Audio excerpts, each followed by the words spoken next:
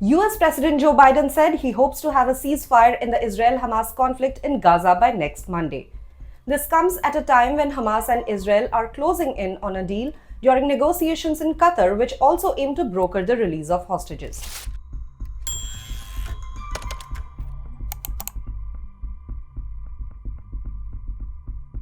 Both sides have been meeting mediators separately, which suggests that negotiations were furthering along.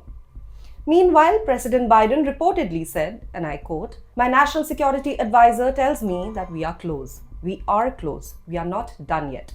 My hope is by next Monday we'll have a ceasefire." Now, what are both sides saying?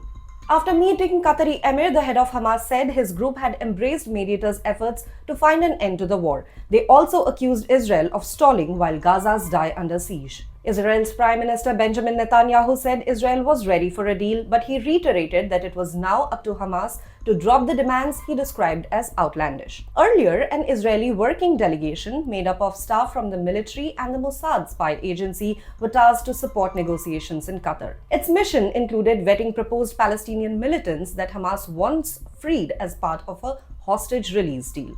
Israel is under pressure from its main ally, the United States, to agree on a truce soon. This comes as Israel is slated to head off a threatened Israeli assault on Rafah, which Washington fears could become a bloodbath. Meanwhile, Egyptian security sources said proximity talks involving delegations from Israel and Hamas would be held this week. In a development that could have an impact on longer-term negotiations to end the conflict, the Prime Minister of the Palestinian Authority, that's a PA, stepped down on Monday. He resigned to allow broad consensus among Palestinians about the political arrangements following the war. The PA, recognized by the West as the official representative of Palestinians, lost control of Gaza to Hamas in 2007. Washington has called the reforms to the Palestinian Authority as part of an overall solution to govern Palestinian territories, including Gaza, after the war.